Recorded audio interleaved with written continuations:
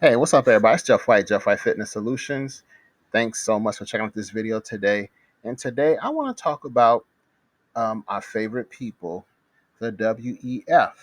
And we've all heard the phrase, you own nothing and be happy. Well, I believe that that is exactly where we're headed because they really don't want us to own anything and be happy. But I have a question for you. If you don't own it, who will? So my thinking is if we know that's their plan, we have to remember that somebody will own it. It might as well be you. So let's take a look at this situation, how it will unfold, and what we can do to protect ourselves. And as always, please like and subscribe to the channel and leave me a comment. Let me know what you guys think because I think this is very important, and we're starting to see more and more that something is going on in our society, but we may not exactly know what it is, but we know something is happening. And I believe that this organization is playing a really big role. Okay, so let's check this out. Okay, so this excerpt is from their website, the WEF website, but they took this down. I've been talking about this organization for a couple years now, and I'll include a link to one of my old videos here. But I've been talking with them for a while, and this was on their website. This is exactly where I got it from. But read this. I don't own anything. I don't own a car. I don't own a house. I don't own any appliances or any clothes. Okay, but we'll be happy about that. All right. So then it goes on to say, it sounds utopian until she mentions that every move is tracked, and outside the city live swaths of discontents, the ultimate depiction of a society split in two. Now, we can already see the society being split in two by all the divisions that are out there, but every move is tracked. I want you to really think about that. It says every move is tracked. Now, you guys have all heard about the CBDC, and now they are using biometrics to identify people. This is getting serious. So this is something they're thinking about. Now, what I also want you to remember is it says I don't own anything. I don't own a car. I don't own a house. I don't own any appliances or any clothes. Well, ask yourself, who owns it? Do you really think rich, wealthy, elite people won't own anything? I mean, really think about it. They're talking about you and me, but that doesn't mean we have to live like that. So let's talk about this a little further. And I want to show you guys a video that makes perfect sense. So take a look at this video I got coming up right here. Since I moved to Sweden, I've been hearing Africa poor, Africa poor, Africa poor. How is it that a nation that lives under credit is calling Africa poor? Don't bash me, I'm gonna give you an example, okay? In Uganda, if you see someone walking around with the iPhone 12, they paid cash for it. If you see someone having a house, they built it cash. True. If you see someone driving a car, it's cash. Because in the world where I come from, if you don't have the money, then you can't buy. We don't have credit. Take example Sweden. Makes I can sense. Go to a shop, get an iPhone 12, credit. House, credit. Car, credit. Everything is credit. Even underwear, you can get it on credit. So technically, if you lose your job, you lose everything and you can go to the streets, okay? In Uganda, if you lose your job, you get to keep everything. Facts. You'll just worry, where am I going to get money for school fees? Then it came to me like, how the hell that people who live in credit call people who pay cash poor?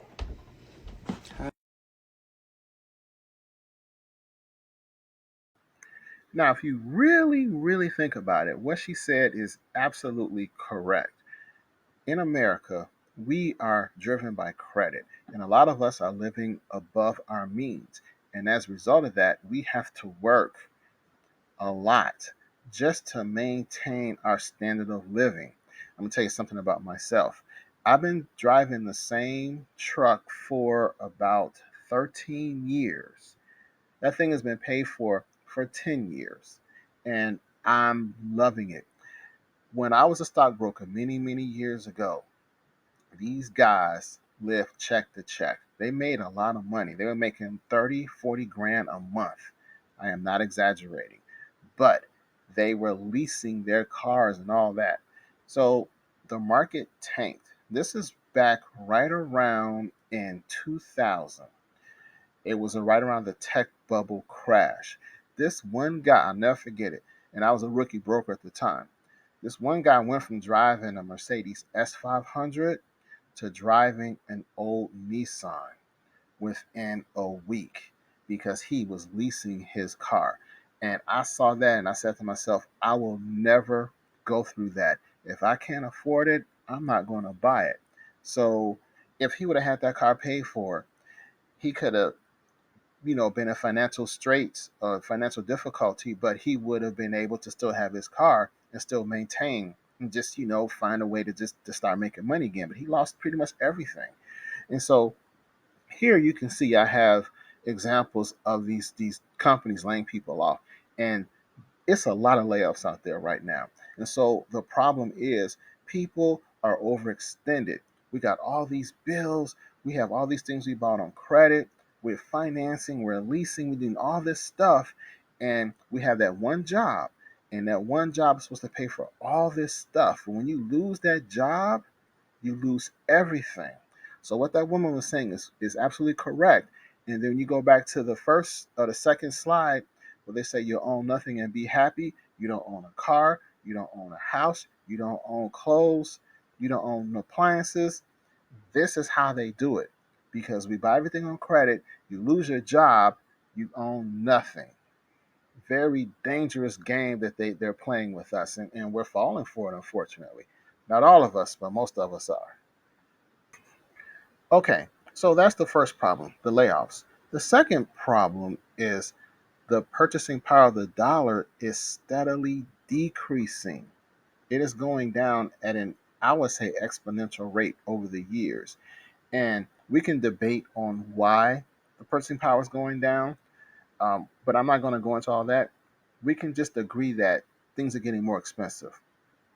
And that picture up there from Tico is the Tampa Electric Company, and that is a picture I got off of Facebook. Can you see how much of her someone's electric bill was?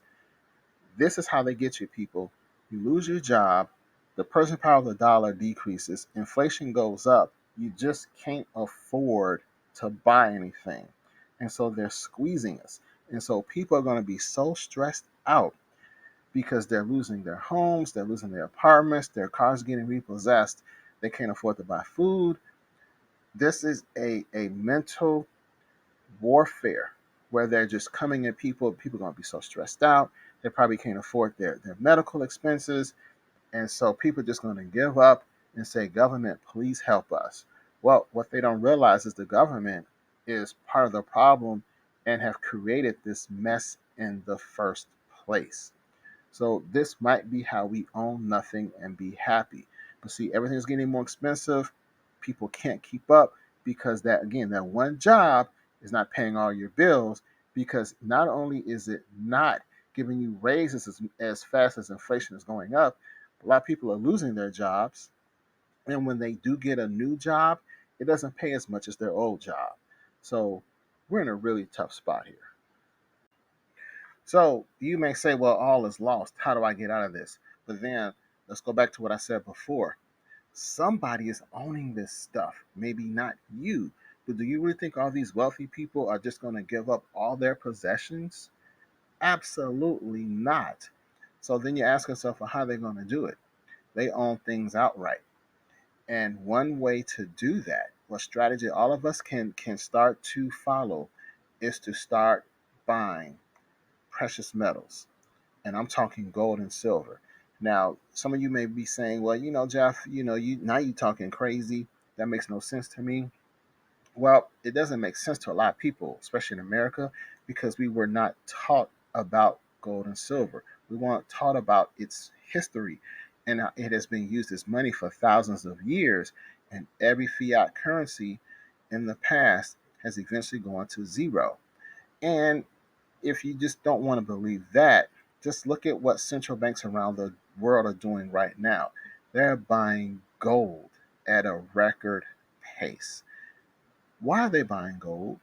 Because it's real money. They understand it is real.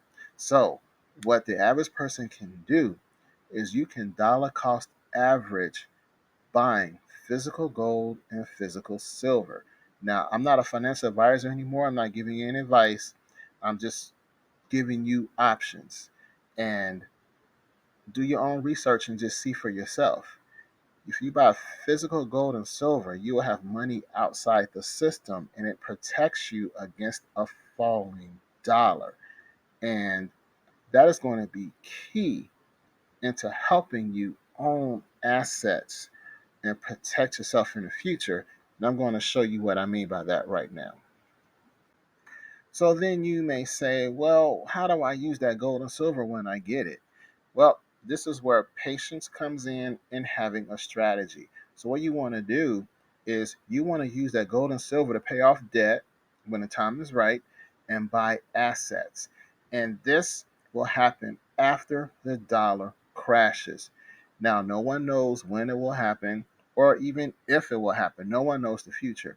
But based on the past, every fiat currency has gone to zero. Now I have other videos out where I talk about the dollar and how the dollar is in trouble because of the BRICS nations and the printing of the money and all these different things. But you can clearly see things are getting more and more expensive. So the strategy is if the dollar does crash, gold and silver will retain their value, and people who only have cash will not be able to afford to buy assets. That's the kicker. That's the thing. And by the time you figure it out and want to get some gold and silver, your dollars will not be able to afford you to buy any. Meanwhile, central banks are buying gold by the ton.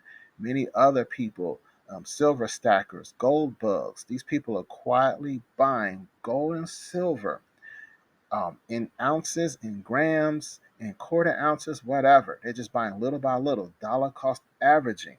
So one day when the time is right, they will use that gold and silver to buy other assets. Because again, gold and silver will retain their value. And what you want to do is you don't want to go out and buy a flat screen television or anything like that with your gold and silver. You want to buy assets that can either retain their value or generate revenue. That's how you can get by during these future or these dangerous times.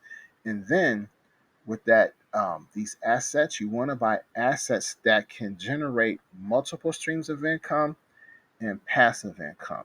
So, in other words, you want to buy several assets. And if they can generate passive income, that's even better. Because, again, as I said before, a lot of people have one job and they're relying on that one job to pay all their bills. Well, thanks to inflation, that one job ain't cutting it. And then if you lose that job, then you're really in trouble. But you want to have assets, several assets, and multiple streams of income. And I'll just say this one last thing on this slide here. How many jobs do you think wealthy people have? I mean, seriously, think about it. How many jobs do wealthy people have? A lot of them don't have any jobs, but what they have are assets and multiple streams of income. That's what they have. They own businesses, plural, that generate revenue for them. That's very important. And we must change our mindset and start thinking along those lines as well. Okay, so you may ask, well, what are some assets? You have some examples. Well, here are some right here. This is just a few. There are many, many assets out there, but here are some popular ones. Farmland is an asset. Rental property is an asset. Even vending machines are an asset, and small businesses and franchises are, are, are assets. Now, you can also create your own assets. Now, some of you may or may not know I've written 11 books, and these are all assets. Each book is an asset. And I sell these books, I sell them online, and I sell them in person. So these are assets, and each one is its own asset. So if you really want to break it down, each book is a stream of income. So that generates 11 streams of income for me right there. So you can create assets. You just have to think outside the box.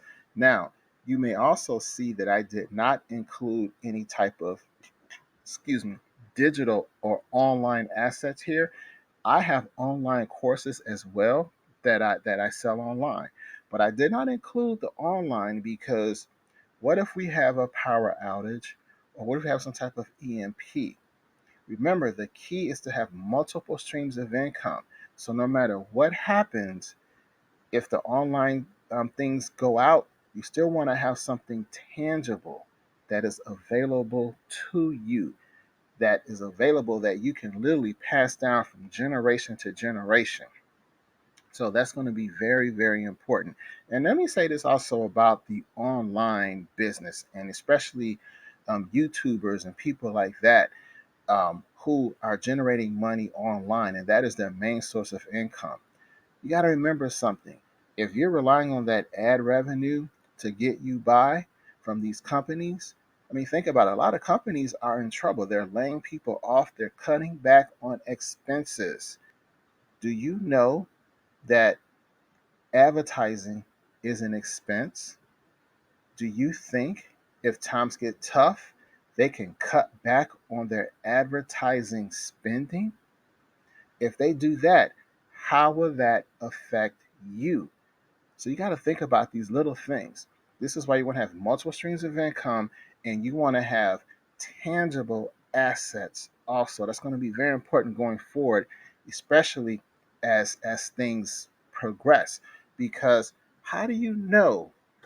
How do I know that one day, I might take some silver for my books?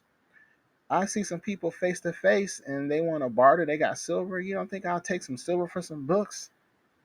Absolutely, I would.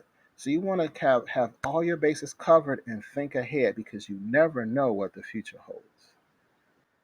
So now, I know times are tough for a lot of people and people are just getting by, but we must start to come up with a plan and we must strategize. So ask yourself, what can you own? What can you own outright? The key for all of us is to eliminate as much debt as we humanly can to free ourselves from the system. This is how they get us.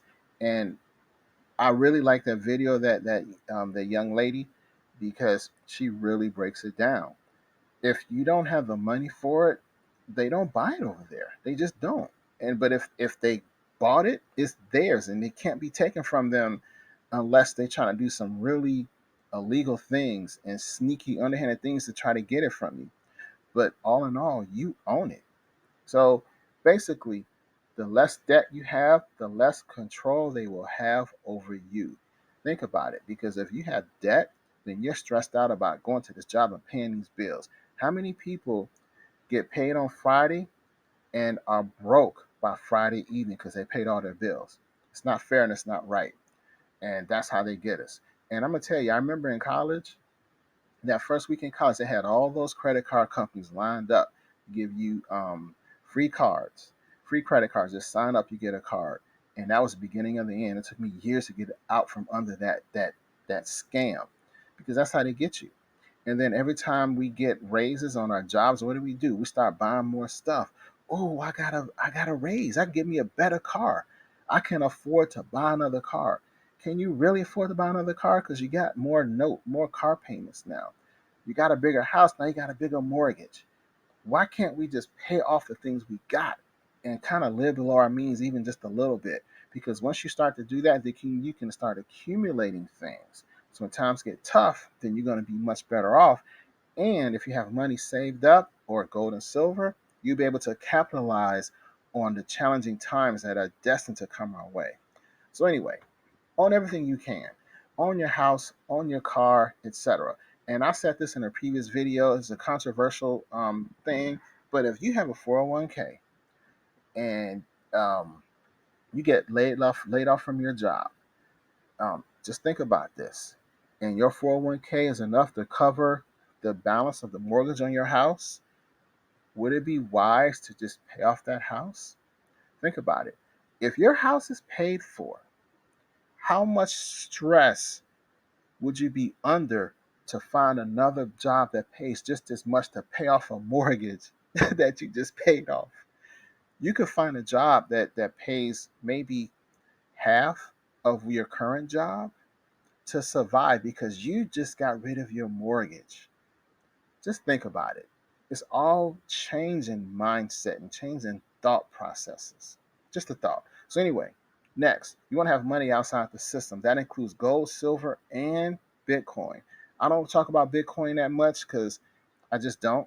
I have my reasons. But you want to get as much money as you can outside the system because we don't know what's going to happen with the dollar. But you want to have some of your money, some of your assets protected. Next, you want to stock up on food and plant a garden because if you can grow your own food, even if it's just a little bit, that'll help you stay out of the system. How do we know that they won't create some type of new rule where you must have a mandatory jab every year in order to go to the grocery store? I mean, what if they do that? What if they have that biometric scan where um, you have to be scanned to go to the grocery store, and they say, "Oh, I'm sorry, sir, but you said something on social media we don't like, so we can't let you in the store." You never know. You never know. And last but certainly not least, find like-minded people. That may be hard to do, unfortunately, but we must try. I was told, I was called some not very nice things by some friends of mine a couple weeks ago because I shared some of my thoughts that I share here on my YouTube channel that I never share with them. And they just weren't trying to hear it because they believe everything they hear on mainstream media. They think everything's okay. They're blaming politicians for the issue. Um, they blame other people for the strife. They're not really looking at the big picture as to what's really going on. So when I try to explain some of my points of view about the dollar and the economy and inflation, they just weren't trying to hear it. So sometimes it's best to keep your mouth shut until you find someone who you think is on your level as far as thinking, then you guys can get together. But unfortunately, not everyone will. That means not everyone needs to know how you think and how you feel. So anyway, guys, this video is going along a little too long, but let me know what you guys think. This is very important. But again, they say you own nothing and be happy, but that doesn't mean that you have to follow along with that. Have a plan, have a strategy, and we can get through this. These things are coming. There's nothing we can do to stop it, but what we can do is we can batten down the hatches and protect ourselves. Because again, do you really think the rich people will own nothing? No, they're going to own everything unless you start to step up and get your game together. All right, guys, let's talk about it. Take care. Peace.